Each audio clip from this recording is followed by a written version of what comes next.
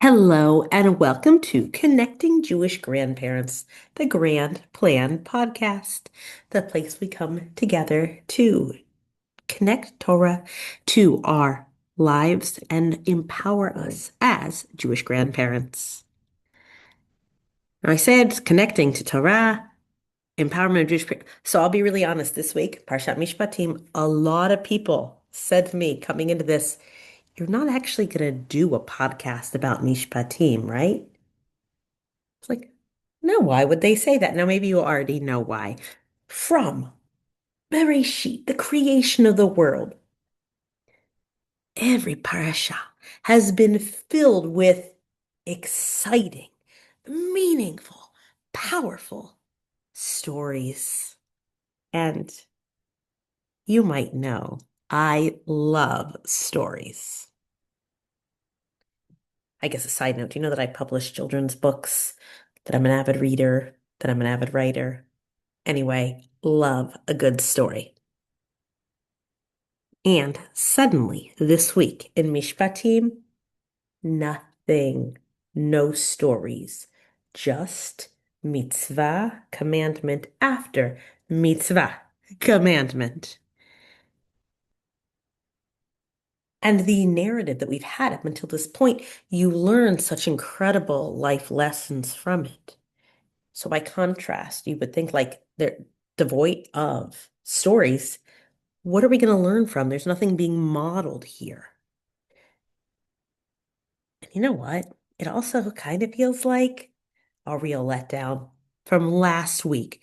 Divine revelation at Har Sinai. We stand around the foot of the mountain and the lightning and the thunder and the fire and the voice of the divine. And now we are in Mishpatim with nothing. Well, not nothing.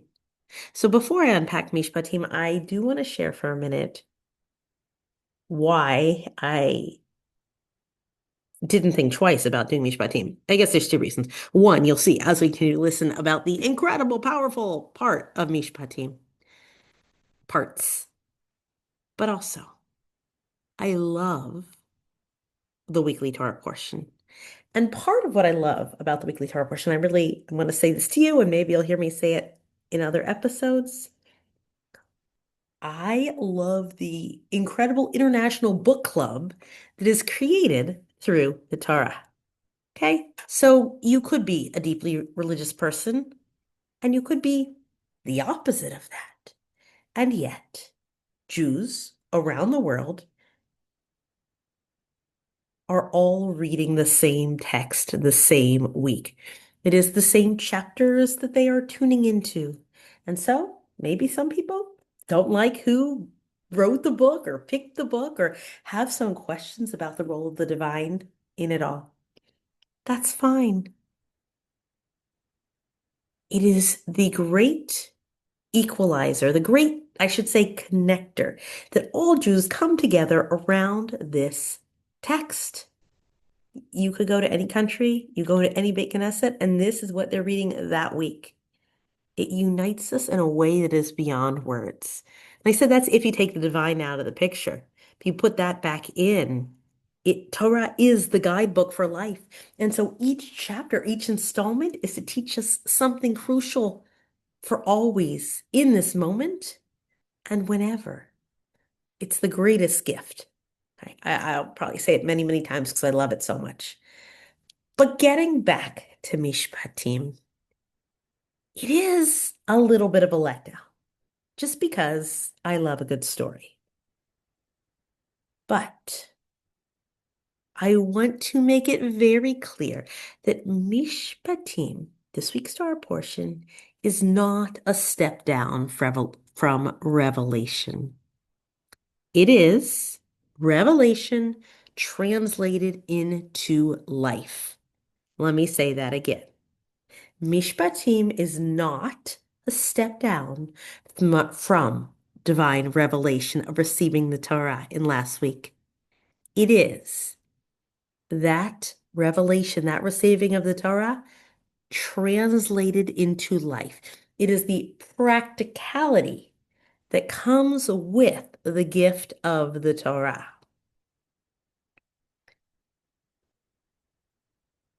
That is a big part of what we need to unpack together. So you might be saying, but why or how? What does that even mean? How are the commandments,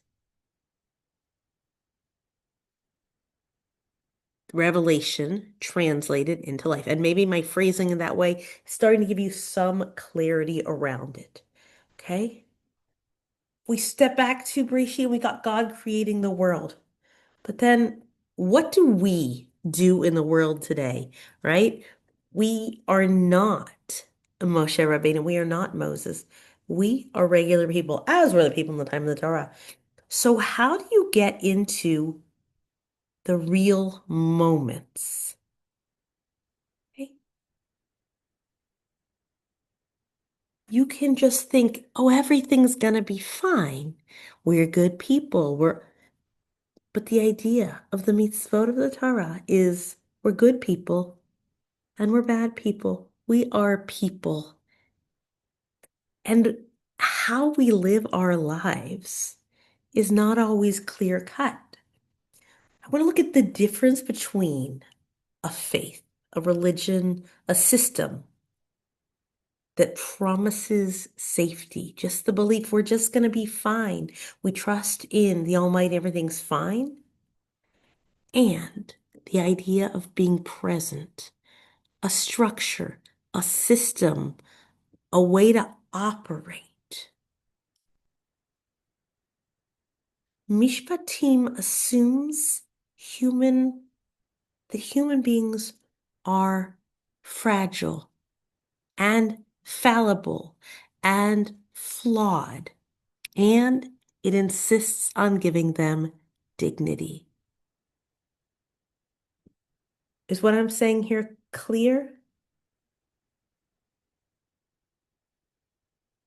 Last week, we have in Mishpatim and the Divine Revelation, the Almighty giving us this great gift of the Torah. But people are not always going to be perfect. They're going to make mistakes, lots of mistakes, and God knows that. And He plans for that instead of being disappointed in us.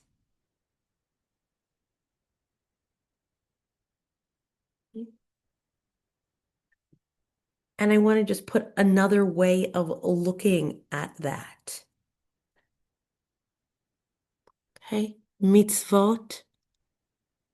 I guess I'll step back for just a second on that. People often say, like, oh, it must be so hard to keep all of those laws. Don't you resent them? Aren't you angry that you're forced to do those things? I am not forced to do them, and I'm not angry about them because law and structure is about care. It is not about control. God gave us these mitzvot out of love to give us structure and framework and community, not to control us.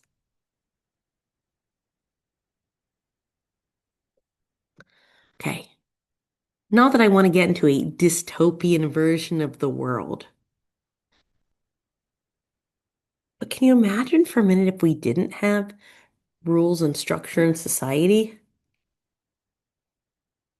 I'm really scared to think about it, so I'm not going to.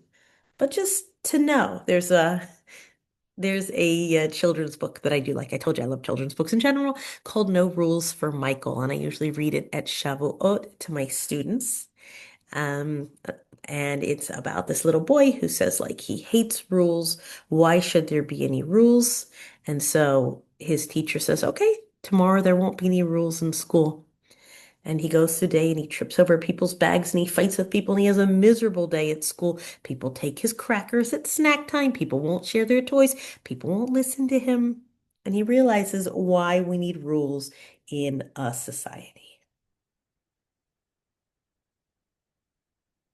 But as we open Mishpatim, if you read it in the Hebrew, it's not even as apparent as if you read it in the English, that there is a reoccurring word. In the Hebrew, there's two different words, maybe three, ki and im. that are used over and over again in the parasha. And in English, they would both, although they have many different ways of translating them, it really comes down to the two-letter word if. It can mean because, it can mean what, it can mean with, but it really means if. Describing potential scenarios. That's the if I'm referring to. And that is part of the great joy of mitzvot, of laws, because it gives structure. It gives possibility in words. I don't know if you're an anxious sort of person who worries about, but what if? But what if? And the Torah lines up for us in this Torah portion. If this, then this. If this, then this. And that knowing that there is a plan and a structure is very reassuring, I think. And if you feel otherwise, I would love to hear it because for me, the worry comes from a place of, well, it might go wrong. And that comes from a place of, well, love and wanting to feel control, but it's not a lack of faith. And the Torah puts into words what we might use in responsible imagining. Okay? It's not catastrophic thinking, it's responsible imagining. If you have a slave, right? That's how the Torah portion begins. If you have a slave, you don't keep your slave forever. And if they have this, and if someone gets hurt, how do you look after them? What sort of care do you provide for them? And the Rambam highlights these enormously. But if you don't have a system and structure, what happens if I get hurt? Who's going to take care of me? What am I going to do? What if this happens? What if I lose this? What if my animal hurts somebody? What if I lose my animal? Right? And as you build on the what if, what if, what ifs, it can really be, and you don't have an answer, it can be such a burden. And the Torah lifts that burden and say, don't worry, I have your what ifs. And everybody in society has the same what ifs. It's going to be a shared system of responsibility. So instead of the what if, it's if then. So I want you to reflect for a minute. Really, maybe that's the main thing to be reflecting on, of taking the what if to the if then. And let's put that back for you to reflect on a moment when you were a parent where you carried a what if and you were able to transition it to an if then. The fear and the overwhelm of what if, and how you were able to make it something tangible and practical and positioned and thought out. That's a memory. Do you have a what if or an if then that you carry with you now? I can share with you for myself that when I mean, from a very practical one is when you're in a medical situation and you don't know what it is and the what if, and you go down that Google rabbit hole of Dr. Google telling you it could be this, it could be that, it could be this. What if it's this? What if it's that? And there's nothing more reassuring than when you go to the doctor and they say, it's this. And so you will do this. Taking the what if to the if then. You don't have everything, you have this, and this is what your treatment will be. But that weight of the what if, of the unknown without a system, is so often so isolating for people that they carry this if in a silent burden, unsure of what to do next because they don't know. They don't have at that moment the gift of the Mishpatim, of the if then.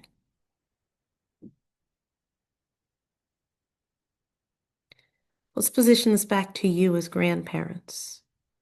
Your grandchildren need, just like everybody else, if then.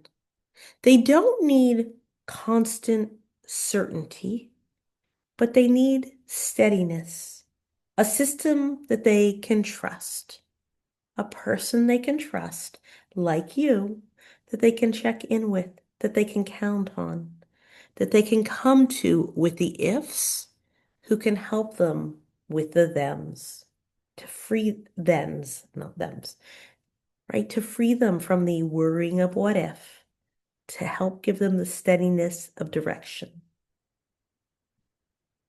And when you are able to set that up for your grandchildren, or really anybody, your children, your grandchildren, your friends, your loved ones, that thinking ahead with care, right? That's really what if then means.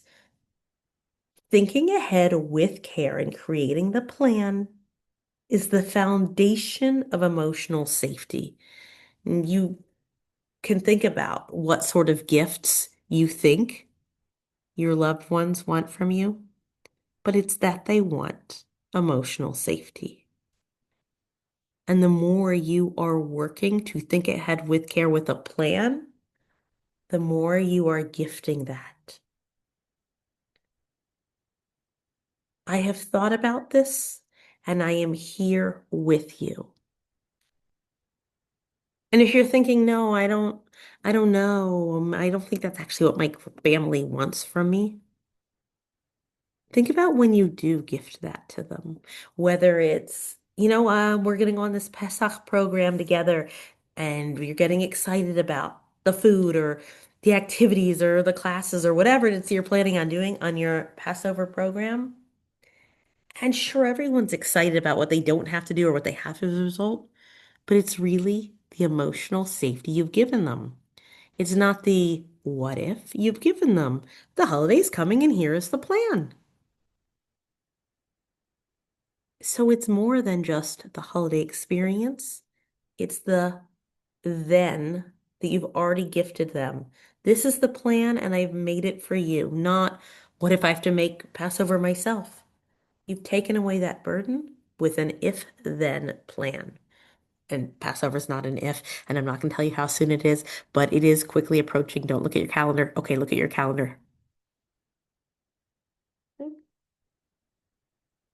I just want to frame that as I'm trying to give you anxiety, but I don't want to give you anxiety.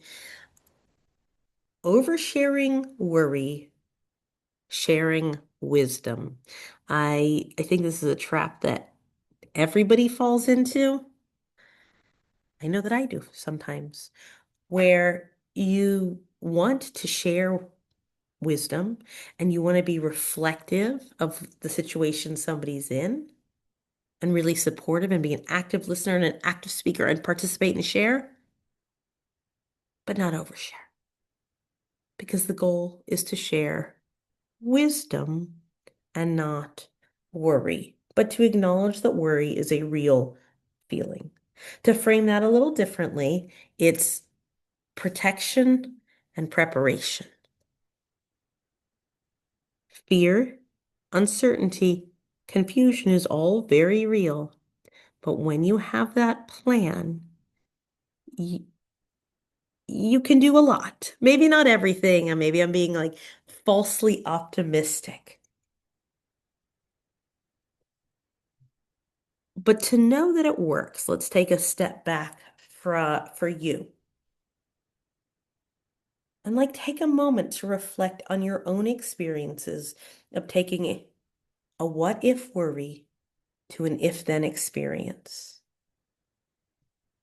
What if shaped you the most when you were in your teens or your 20s?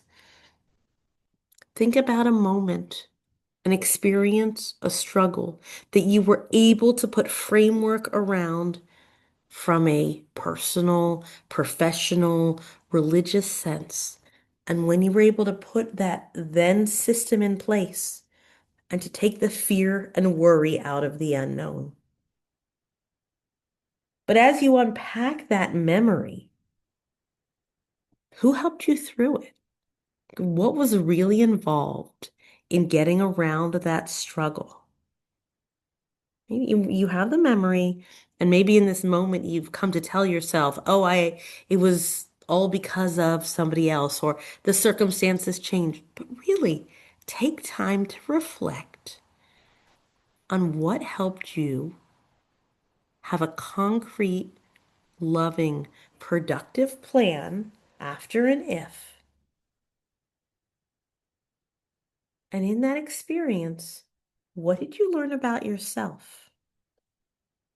What changed in you from that? And I ask that because I want you to realize it, hold it, and share that with your grandchildren because it's such another gift you want them to inherit, to understand how you came to this strength and how they can have it as well.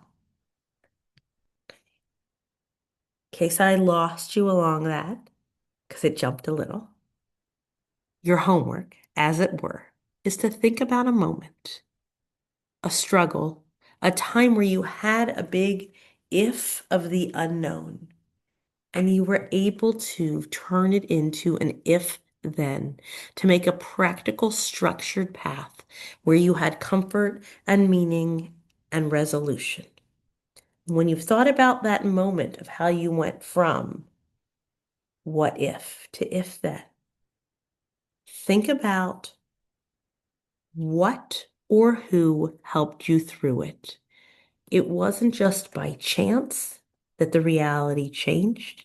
Something intentional happened. Could have been through you, could have been through the help of someone else. Obviously, the Almighty plays a role. But think about that. And then think about and solidify for yourself what you learned about yourself in that experience. And think about it and crystallize it so that you can share that and gift that to your grandchildren, that you can tell them a story in a simple way as they're young and to tell it again as they get older, because how you come to this is crucial.